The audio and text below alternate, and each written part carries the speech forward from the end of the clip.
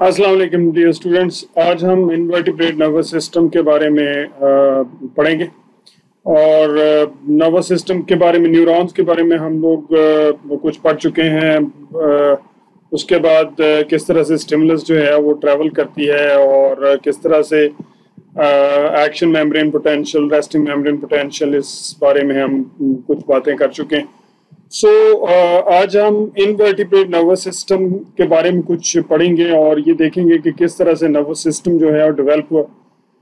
Life जो है या एनिमल्स जिन्हें हम कहते हैं इनवर्टिब्रेट्स कहते हैं, तो उसको हम स्टार्ट प्रोटेस्टा से करते हैं, प्रोटोजोआ जैसे किसी दौर में भी कहते थे, और आजकल हम उसको प्रोटेस्ट या प्रोटेस्टा कहते हैं। और इस ग्रुप में आमतौर पे सिंगल सेल एनिमल हैं या ए सेलुलर भी उनको हम कह सकते हैं। एक पूरा सेल है जो एक ऑर्गेनिज्म के तौर पे काम करता है और इनमें भी कुछ ना कुछ कोऑर्डिनेशन है। हमें पता है कि ये जितनी नर्वस सिस्टम है या एंडोक्राइन सिस्टम है, ये सारा कोऑर्डिनेशन को बेहतर करता है। जो डिफरेंट एक्शंस हो रहे हैं बॉडी के इनसाइड एंड आउटसाइड, उनको कोऑर्डिनेट करता है। प्रोटोजोआ के अंदर आप देखें उनकी जब मूवमेंट होती है तो सीलिया खास तरीके से बीट करते हैं। फ्लैजेला है तो फ्लैजिलेट्स में फ्लैजेला खास तरीके से मूव करता है। बहुत सारे फ्लैजिलेट्स जो हैं, बहुत सारे प्रोटोजोन जो हैं वो लाइट को रिस्पॉन्स करते हैं। सामने से अगर लाइट है उसको सेंस करते हैं और या तो उसकी तरफ जाते हैं जिसे हम पॉजिटिव फोटोटैक्सिस कहते हैं, या से अवे जाते हैं जिसे हम नेगेटिव फोटोटैक्सिस कहते हैं। लेकिन कोई खास नर्वस सिस्टम वहां पर नहीं है, न्यूरॉन्स नजर नहीं आते और इनका जो नर्वस सिस्टम है और जो कोऑर्डिनेशन है वो स्टिल अननोन है। उसके बारे में बहुत ज्यादा हमें डिटेल्स नहीं पता। हालांकि बहुत स्मॉलर एनिमल है लेकिन still needs a lot of research.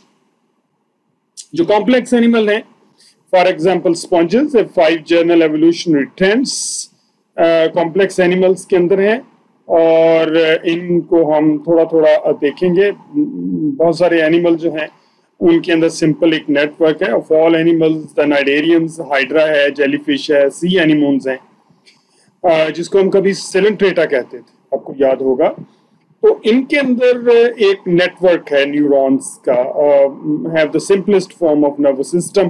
These animals have a nerve net and a lattice work जैसे जाली बनी हुई है that conducts impulses from one area to another area, and a nerve net impulse conduction of by the neurons is bidirectional, हर तरफ को जा रही है, दोनों तरफ जा रही है। ये नहीं कि जैसे ब्रेन से फैक्टर्स की तरफ जाती है हायर एनिमल, ऐसा नहीं है। Cnidarians lack brain and even local clusters of neurons भी नहीं है वहां पर। लोकल क्लस्टर ऑफ न्यूरॉन्स हम कहते हैं गैंग्लिया, जो आगे हमने कभी बहुत पहले हमने डिस्कस भी इसको किया था कि गैंग्लिया क्या होते हैं। गैंग्लियन सिंगल है, गैंग्लिया उसकी जमा है। तो अगर न्यूरॉन्स के टफ्ट बन जाते हैं, क्लस्टर्स बन जाते हैं, तो वहां पर एक लोकल कंट्रोल डेवलप हो जाता है और उसको हम जो है वो गैंग्लिया कहते हैं। ब्रेन जो है बहुत बड़ा गैंग्लियन है। इंस्टेड ए नर्व स्टिमुलस में anywhere can travel anywhere in the body and can just you can say communicate the message in any region of the body. In jellyfishes, this type of nervous system is involved in slow swimming movement and in keeping the body right side up. Right side up से मुराद दाएं नहीं है, जो सही side है उसको up रखने के लिए। ये आमतौर पे इनका जो ओरल एंड है, और क्योंकि आमतौर पे रेडियली सिमेट्रिकल है, तो ओरल एंड जो है वो नीचे की तरफ होता है और एब ओरल एंड जो है वो टॉप की तरफ होता है। तो उसकी पोजीशन को सही रखने के लिए उसको कोऑर्डिनेट करते हैं। एट द सेलुलर लेवल अगर वो टिल्ट भी हो जाती है तो फिर जो न्यूरॉन्स हैं वो उसको सीधा कर देते हैं। At the cellular level the neurons function in the way discuss earlier in this chapter. हम बहुत पहले इसको डिस्कस कर चुके हैं जब हमने न्यूरॉन्स को डिस्कस किया, साइनेप्स बनती है, किस तरह से जो है वो न्यूरोट्रांसमीटर्स जाते हैं। सो echinoderms, for example, sea star, sea urchin and sea cucumber still have nerve net, but the increasing complexity इसमें गैंग्लियन भी डेवलप हो गए। For example sea stars have 3 distinct nerve nets, the one that lies just under the skin, उसके नीचे है सर्कमोरल rings बनते हैं वहां से जो मुंह के इर्द गिर्द रिंग है। 5 sets of nerve cord running out, 5 arm है तो 5 आर्म्स के अंदर नर्व कॉर्ड जो हैं वो रन करती हैं।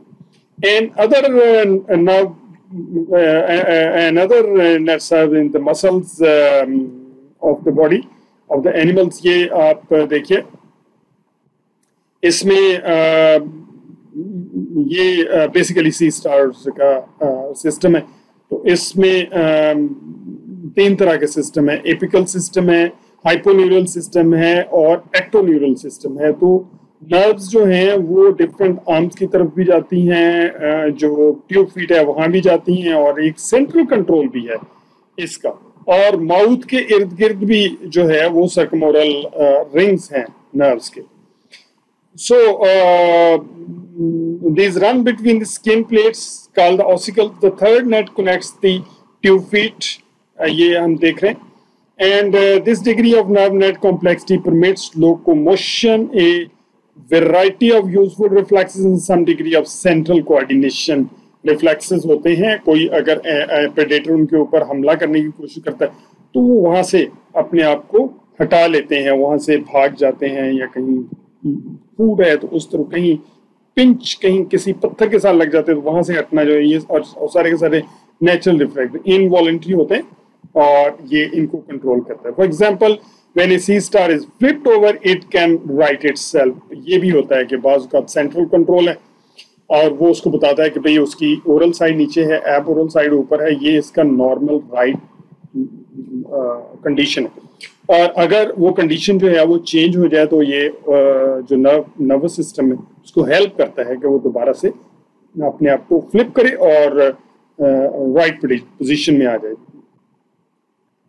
Animals such as flatworms and roundworms that move in the forward direction।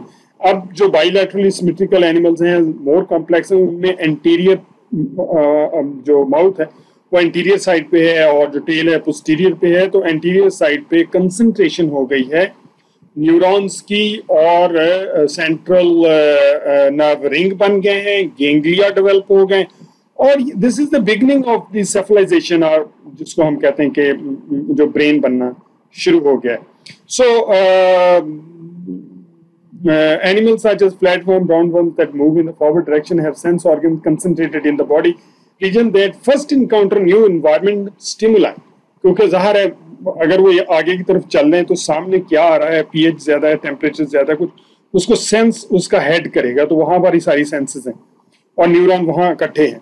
Thus the second trend in the nervous system evolution involves cephalization। तो यहाँ पर ये हेड बनना शुरू हो गया, ब्रेन बनना शुरू है। This is the centralization of the receptors and the nervous tissue in the animal's anterior end। This is the beginning of the brain or the head formation।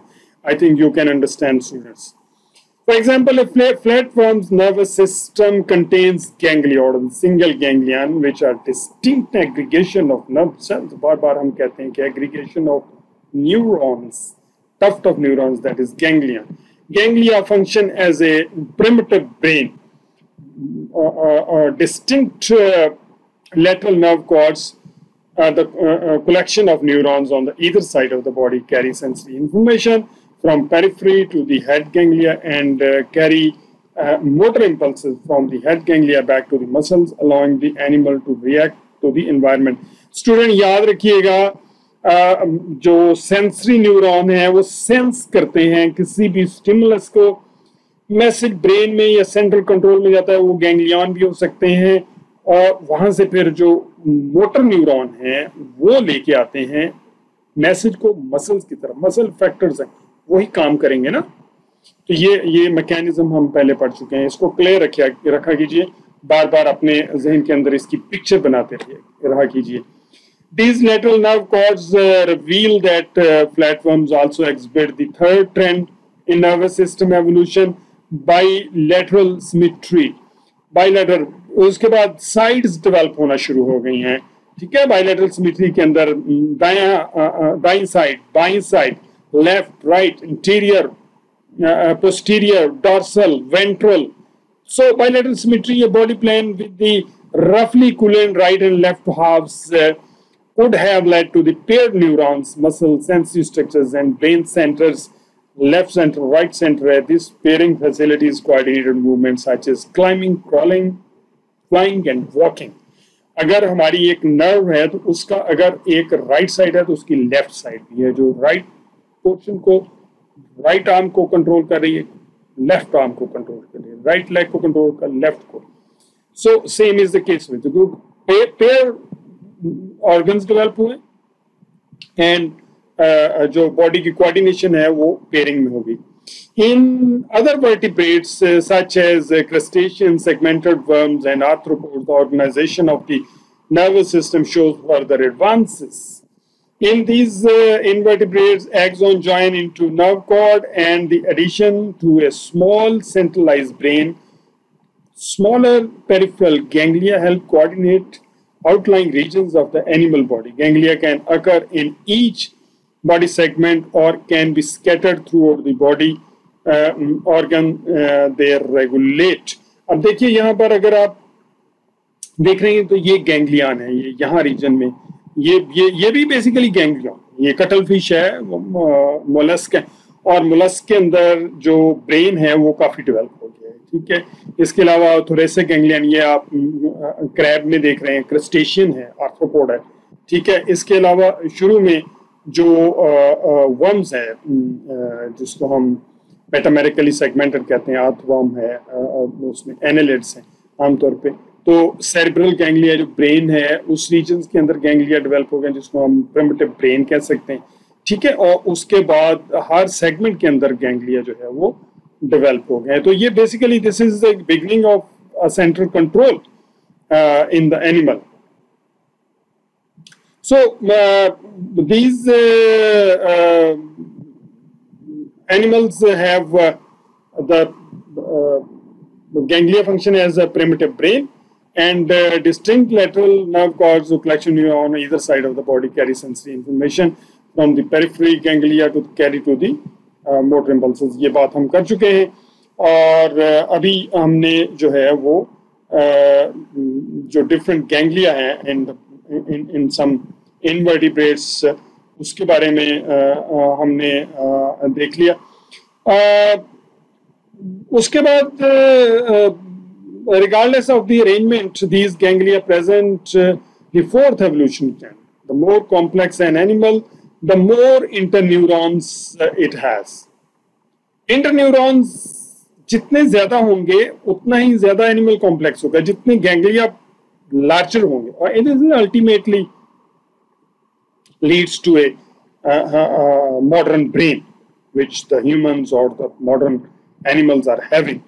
In echinoderms such as starfish, the nervous system is divided into several parts, and the ectoneural system retains a primitive epidermal position and combines sensory and motor functions. A radial nerve extends down the lower surface of each arm. A deeper hyponeural system has a motor function, and the apical system may have some sensory function. ये आप देखिए इसके अंदर जो है apical system है जो जो एपिकल रीजन्स हैं उसको कंट्रोल करता है. हाइपोन्यूरल सिस्टम है, हाइपोन्यूरल हम कहते हैं कि जो एपिकल नर्वस सिस्टम उसके नीचे है, और उसके बाद एक्टोन्यूरल सिस्टम है जो ट्यूब फीड को कंट्रोल करता है. It has some central control also which keep the body at right position. ये हम पहले काफी डिस्कस कर चुके हैं. The fifth trend in the evolution of invertebrate nervous system is a consequence of the increasing number of interneurons. The brain contains the largest number of neurons, and the more complex the animal and the more complicated its behavior is. The more neurons, especially interneurons, are concentrated in an anterior brain and bilaterally organized ganglia. Vertebrate brain are an excellent example of this trend. Vertebrates के अंदर जो brain है जिस तरह से develop हुआ है, invertebrate के अंदर, mollusk के अंदर brain develop है, arthropod के अंदर किसी हद तक centralized ganglion है, लेकिन बाकी जो एनिमल्स हैं वहाँ पर सिंपल नर्वस सिस्टम है, गैंग्लिया नो डाउट डेवलप हो गए, और बट जिस तरह का centralise and larger brain vertebrate में डेवलप हुआ है वो भी वहाँ पर नहीं है। तो जैसे जैसे बॉडी जो है वो मोर कॉम्प्लेक्स हो गई है, चैलेंजेस बड़े हैं, और बाइलेटरल सिमेट्री जो है वो कल्मिनेशन की तरफ गई है, तो वैसे वैसे जो ब्रेन है उसका साइज भी बढ़ता गया और उसकी परफॉर्मेंस एंड उसकी कोऑर्डिनेशन भी बढ़ती गई।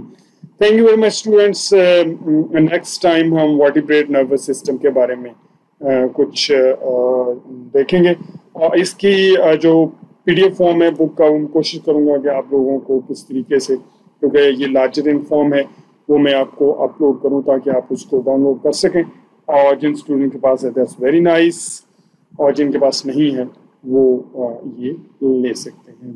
Thank you.